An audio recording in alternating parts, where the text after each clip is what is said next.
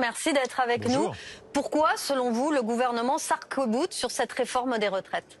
Bah écoutez, à la limite c'est assez incompréhensible. Enfin, on comprend la finalité, mais on est dans un pays en tension. Il y a une inflation qui va exploser, peut-être malheureusement des plans sociaux. On nous annonce des coupures d'électricité pour cet hiver.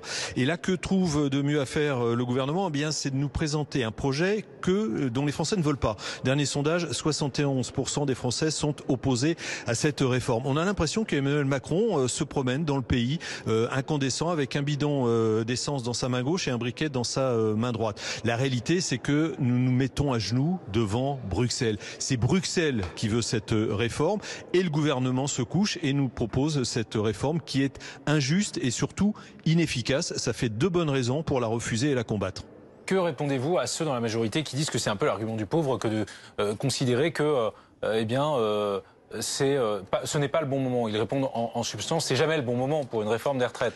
Oui, mais là, enfin, je relisais l'interview d'Elisabeth Borne ce matin. Elle emploie des éléments de langage qui sont partagés par mes collègues députés, par les ministres. Si on fait pas cette réforme, on va priver nos enfants, nos petits-enfants d'un régime par répartition. Mais tout ça, c'est du pipeau, voyez-vous, c'est du flan. Si on se réfère au rapport du COR, le Conseil d'orientation des retraites, c'est un organisme qui est lié à Matignon. Donc voilà, dont acte. Eh bien, on nous dit que si on se projette dans les 10, 15, 20, 25 ans, on va rester à 13% du PIB. C'est le montant de ce que représentent les retraites dans la richesse produite en France.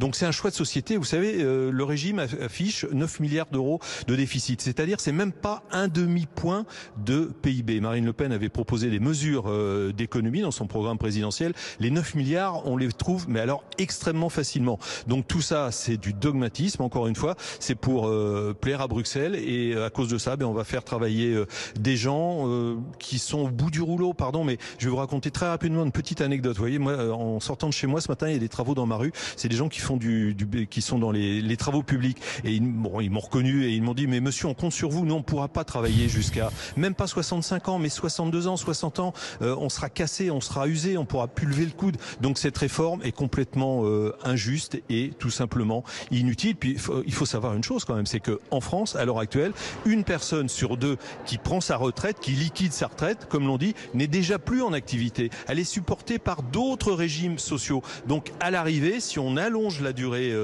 d'activité, eh bien pour les déficits et la dette, ça sera à somme nulle. C'est une réforme complètement inefficace et injuste encore une fois.